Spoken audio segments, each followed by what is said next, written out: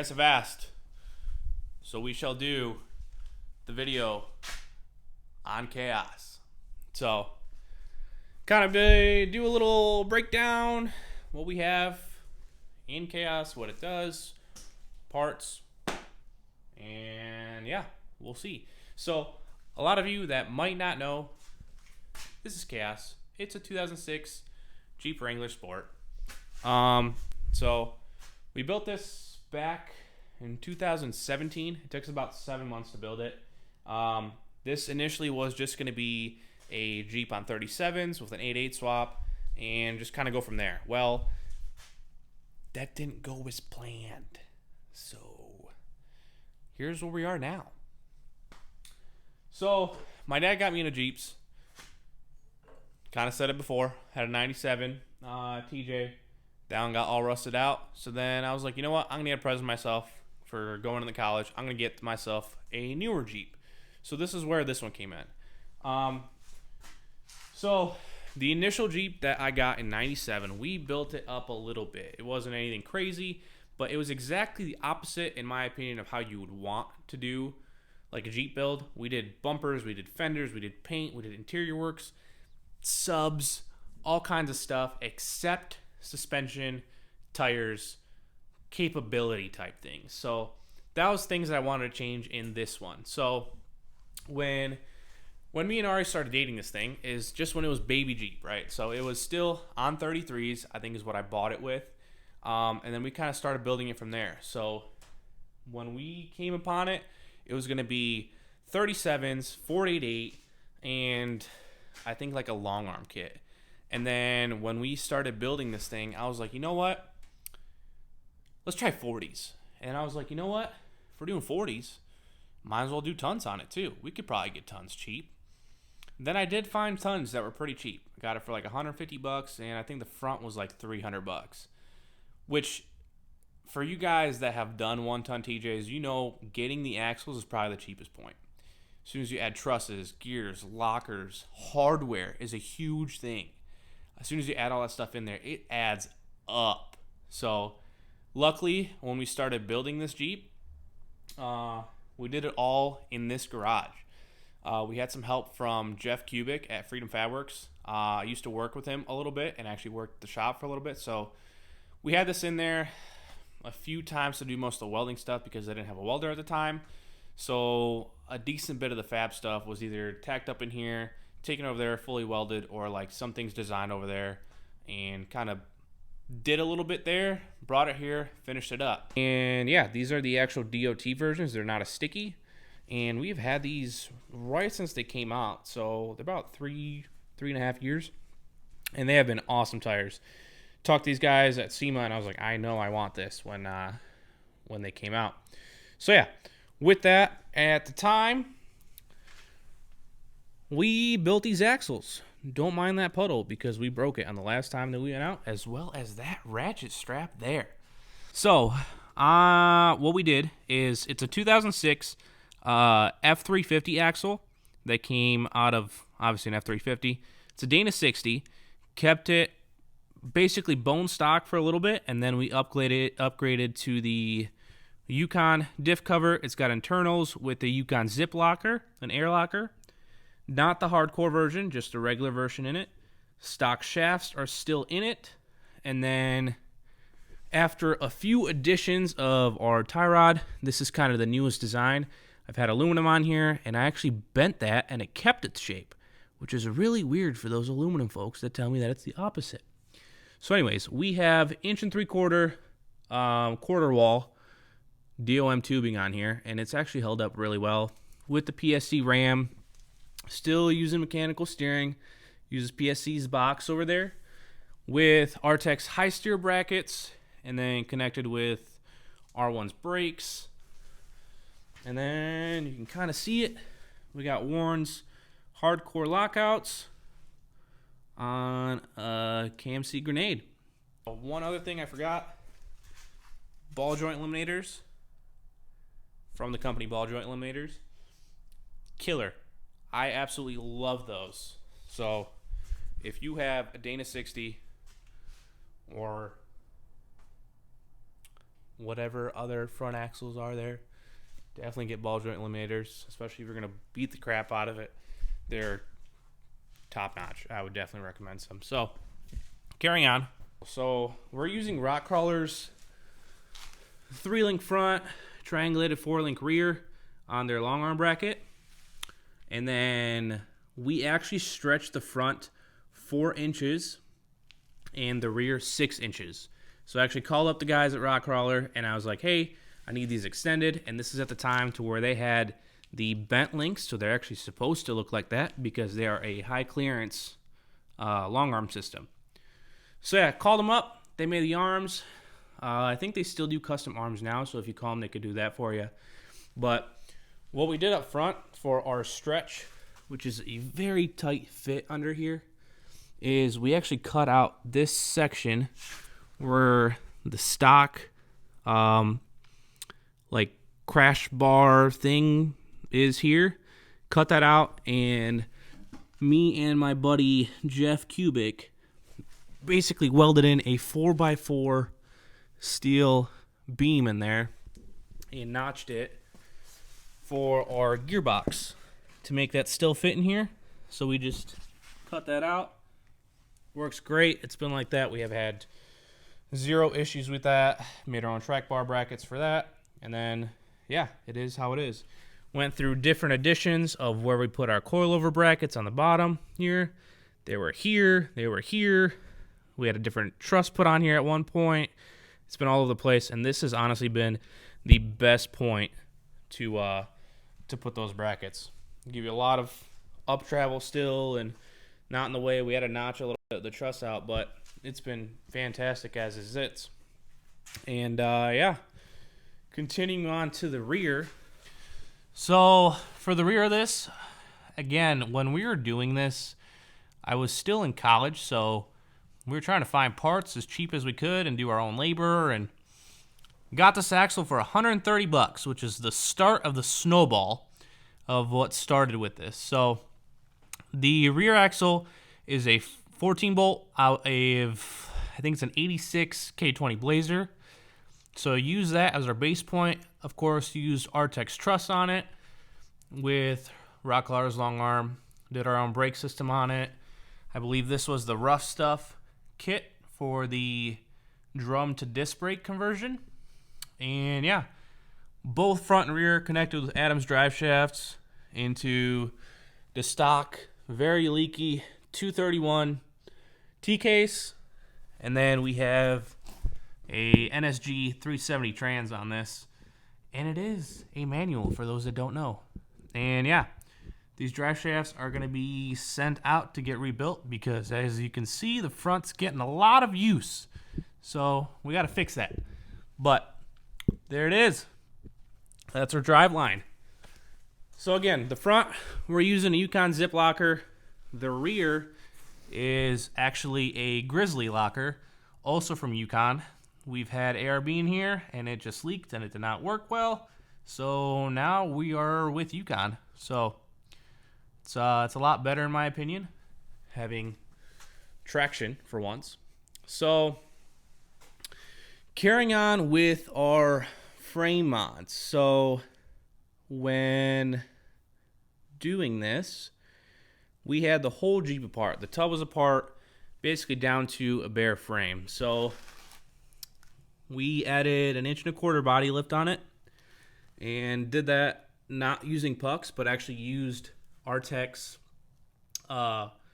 body mount relocation plates. And these actually work as like a mini boat side. And you can see by the kind of surface rust building up on these and the paint coming off, they actually do get used quite a bit. So yeah, definitely good investment to get those. They actually mount up a lot better than your stock mounts too, so you don't kind of get hung up on them and bend them in any way. And then as we get back here, because we stretched the Jeep, the rear axle 6 inches in the back, we actually cut out the cross member that was in the back. That's kind of like a big flat bar that goes here that actually has your body mounts, as you can see here, for the rear section. So what we did for that is we ran a bar all the way across, forgot what size it is, but ran that all the way across and used that as our body mount location back here. And it actually doubles up because as another strength point for the tower back there. And then we also ran another bar, I don't know if you could see it, over here that actually doubles up as our sway bar connect in the rear.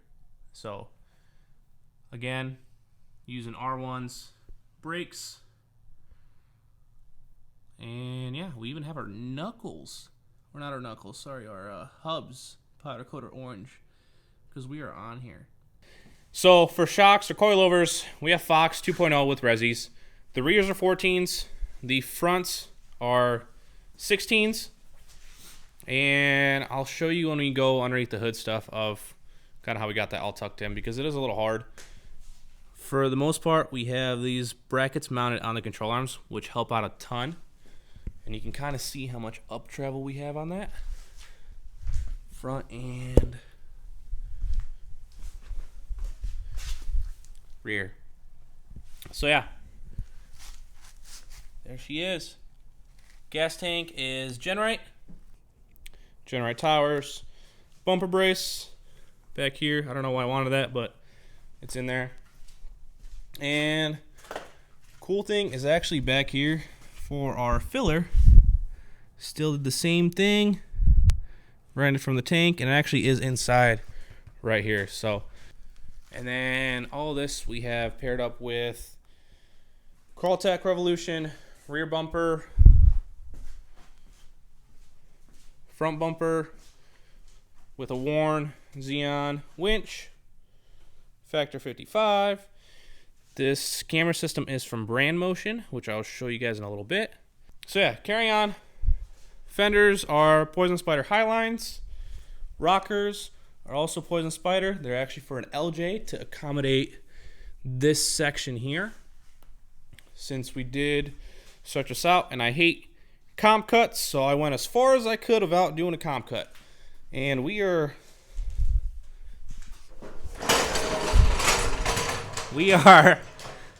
pretty good right there. So yeah, this is a best top Trek top, soft top with their soft uppers, and it is actually due for a change, even though this has, I think, one trip on it. So yeah, we got to fix that. Or best top, I'm sorry, I keep breaking your things, but yeah, got a new windshield ready to go on this thing. Just did this, so it's like a quick disconnect, so I should hopefully go through less of these. So pull the bolt, take it off if we go into gnarly stuff. Obviously not on the trail, but like before, hopefully we start a trail. We have, keeping with the Poison Spider theme, their hood louver, a Warn light bar. So actually the funny part with that light bar is the fact that Ari got it when we bought her lift kit, her rock crawler lift kit. We got it off Northridge, and it was like, buy this amount of money in parts, and here's a $600 light bar. So I was like, hell yeah. Ari didn't like that I took her light bar, but you win some, you lose some. So, carrying on. And then we have these nifty latches here from, I think, called like Aero Latch. They're like rally inspired. They work pretty well. The only thing is that like they're not really meant for mud, so they get a little hard to use. I think we're gonna change those out for something else in this near future. And yeah, Jeep was actually wrapped by me and Ari also in this garage, which I will probably never, ever, ever wrap another Jeep or anything, because it is so time consuming. So those people that do and like wrap cars, props to you guys, because that is a lot of work. Yeah, so these were like Night Sun 4x4 LED headlights, which we're gonna change those out to something pretty cool. So yeah, got our cooler here for the power steering. Then you can kind of see it in there. The Mishimoto M for our radiator. It is actually their aluminum radiator. So yeah, I'm gonna take this soft top off, talk a little bit about the inside, and underneath the hood. All right, let's talk a lot about all the ponies, all the horsepowers, all the vroomies under this thing. So there's none of those. It's got like 80 horsepower, guys. You can see our coilover towers in here. The way we have it set up is we have our hoops coming off the frame, and you can see my ratchet strap down there holding my motor in currently. I'll show you why. But yeah, coilover hoops. The only thing that we completely overlooked at the time is we didn't put any disconnects for the center bar. So I'm going to need to cut that out soon because I got to pull this motor out. We have our resis here. Biggest question that people ask all the time is, do they overheat there? No, they don't. I've ran these in the sand dunes, crawling, high speed. I've even ran this on the highway and never had any issues with it. I don't think I ever will have any issues with it. So I found it was a good place to put it.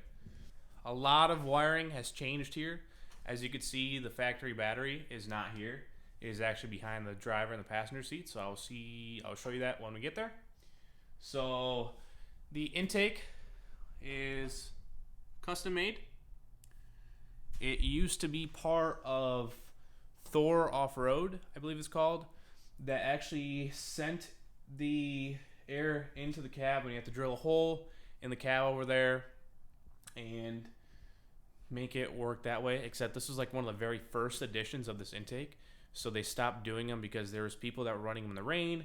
And if you know anything about TJs, that drain in the middle of there always gets clogged. So they're like clogging, getting full of water, and then people are hydraulicking their engines. So they're like, yeah, we got to change this up. So I got that before they took them all out of production. Stuck a K&N filter on it with a pre-filter, and it does suck sometimes that water can get on it. But with the pre-filter and everything, I haven't had any issues with it drinking water. I think it's been fine. So run it, right? This thing sees like 6,000 RPM all the time. It's been fine. So this is for the Mishimoto electric fan kit. There's what we have in it. Honestly, really like that. Have never had any overheating issues. I've had a few wiring issues with it, just from like it vibrating loose to ends, and then it's been fine after that. But electric fan kit, Mishimoto's radiator under here with their silicone hoses. And yeah, that's really about it for under here. We have our Yukon compressor. That's for the front axle. Back when I had the ARB, it actually controlled both the front and rear lockers, but again, took that out. Don't need that anymore. That is for our AC. Don't need that anymore. And kind of getting over here. PSC, resi tank. This is kind of how the lines are set up at the moment. I got to redo them. And when our motor mount broke, it actually ripped this line out, kind of kinked it and made it all funky. So that's why we have a puddle under the Jeep at the moment. So this is all going to get redone here soon. And yeah, this is from a thing called DEI injection, something like that. They make this really nice heat deterrent for your fuel rail. If you guys know about TJs, you know a big problem running in the heat is that they like to vapor lock and it runs rough and kind of a crappy time. This has actually helped out a decent bit, along with the hood and this really nice huge hole in the side. Keeps the Jeep pretty cool. It stays around 180 the entire time with the electric fan kit. You can control it, so it works pretty well in that category. So all of our wiring is nice and tidy, wire loomed. This is for our coolant. So just put on the side of the fender. You don't really have much room on this side, which kind of sucks. So yeah. Going back over here, this is from a Ram 2500. Still using stock everything back here. Our master for our slave cylinder for the clutch. Washer tank. Kind of the basics. There's actually a set of train horns down there too. I'm telling you guys all the secrets. So yeah, train horns stuck deep in there. Can't really see them. Got a throttle body space around this bad boy because, you know, power, you know. We got a breather here for the or anti-splash valve for the power steering from PSC. And yeah, that's kind of it under here. So nothing real exciting. All right, so here's more stuff that's got to change. So I don't think I talked about the ratchet strap yet, so we'll talk about that in a second. But my brake lines, these are actually like a 3-foot brake line. I have never ripped this off in the entire time. The entire 3 years that this Jeep has been made, these lines have not been ripped off. But they'll be changed, and they're going to be run all hard lines on the truss and get fixed, because I don't really like that. And then I got to fix this little boo-boo as well. And we gotta run a muffler soon here, because it fell off like 4 trips ago. I never fixed it. I also see that there's a little chunk mixing out of there. Huh. So yeah, this is all its glory under here. See, this skid plate is holding up well. This is actually fairly recent. Hit that pretty good. Huh. Well, good thing we have a new one. So yeah, this is kind of all it is under here, for all you guys that care. So let's talk about a ratchet strap deal. These motor mounts, when they're designed, they only use 3 holes, right? To hook it up and attach them to the engine, or from the engine to the frame. And for like stock application, a guy going down the highway, that's probably fine. If you bounce this thing, if you hit things, if you don't run bump stops up front, it's not good for it. And I found that out. So we actually ripped them off the block. I'll have a fixed video later on too, when parts start showing up. So yeah, I'll show you. So you can kind of see a little bit back there. So right now it's ratchet strapped up because took the engine mount up, and it's actually held up on the bottom here with the ratchet strap. But yeah, motor mount literally broke off, so that's the next thing to get fixed. Actually, the first thing that's got to get fixed, so that's why engine's coming out. We got to clean some of this stuff, and I want to redo this engine harness. We have ORO taillights. I love these. Definitely probably the nicest looking taillights in my opinion. I like that they're sleek. They're there. Got aluminum corners. I don't know if I said that yet, but as you can see, one of our trips took a nice little chunky chunk out of it. But so the tailgate here is by Poison Spider. We actually custom made Total Chaos down here on it. And then we have a Crawltech Revolution. This is actually for a JL, the spare tire delete kit that's dented. I got this because of the camera system on it and the one that we have in the Jeep. But this dent here is actually because of Ari. So Ari rear-ended me and never fixed it. So in the comments go, way to go, Ari. Way to go. But I wanted a storage option, so this is what we came up with. So this is actually marine grade leather. So it can get weather, it can get like rain, all that good stuff on it. So plan was to have shelves back here. I think now I'm just going to redo this whole back area to make it, I don't know, different. I got kind of tired of this look, so I want to change it up. Try and lose some weight that's back here. And then, of course, the power tank up top, looking mighty fine. We actually got these race straps from Power Tank because I did lose this tank once. Mainly because I think I just didn't tighten this all the way, and it was a little bit loose, and then I hit a bump and kind of popped out. So the Power Tank actually makes these like competition series brackets that they're just like your basic clamp that spins on, keeps it nice and secure, still uses your original bracket when you get your Power Tank. So super nice. So if you guys don't have a Power Tank, definitely recommend getting one of those. They have saved our butt several times. So yeah, for the Jeep, it is mainly the stock cage. I know that is something I need to change, and I will eventually get to. It's always been up in the air what to do on the inside, how we're going to do it, and all this stuff. So I think this year we might actually get to it, to actually put a cage in this thing, a proper cage, and make it more safe. But yeah, it's kind of been the whole reason why we haven't done that yet, is because I never knew which direction to go into it. So that's coming up. Hopefully this year we'll get to it. So continuing on, got the DS18 pods in here. They light up because I'm a mall crawler. So got more speakers, the stock speakers up here. So that's all the same. Rock crash in here from the curb that I hit in the mall. So yeah, let's get to the very dirty interior that I have not cleaned. All right, getting the work light set up here to get a little bit more light.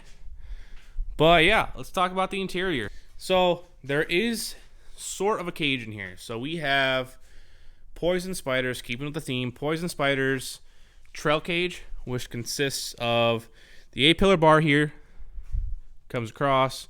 You got your A to B's, kind of stops there at your stock cage. And that's really about it. So you have a bar down here, bar up top, your two centers, and then this whole section here, which actually is tied into the rockers. It's not tied directly in the frame, but since the rockers are kind of on the frame, I'm going to consider it. So going back here, the seats, they are also done by our buddies at Topless Interiors. They did this whole seat. So there's a stock seat that they re-sectioned and redone to accommodate harness bars up here, which it's the best we could do at the time. That's one thing that's got to change. So make it a little bit safer, lower this harness bar down, bring it down to about here, and actually put a nice set of PRPs in here. But yeah, we have the harnesses from PRPs. These are the 4.3s. So super nice harnesses, 4-point harnesses. I love these.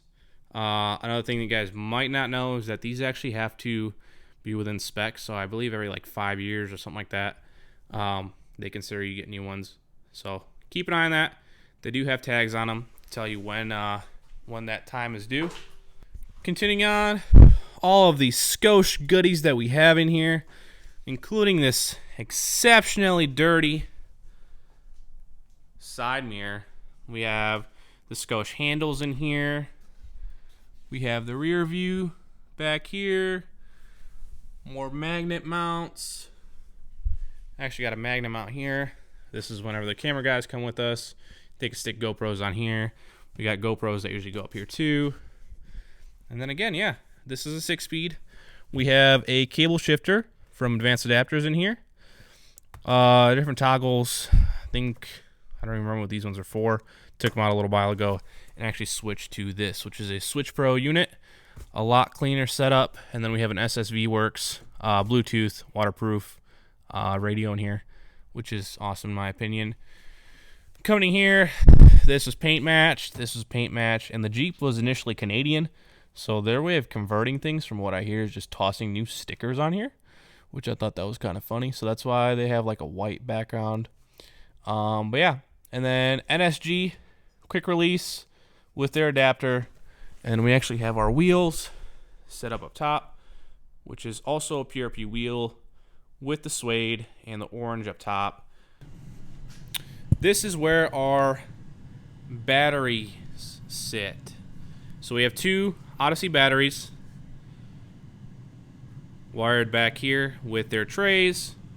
All the wiring come together in the section where that kill switch was. And then you can kind of tell this is actually a small sub box back here that holds two 12-inch subs. I like sound, always did love sound. I think I might change that to like 112 later on.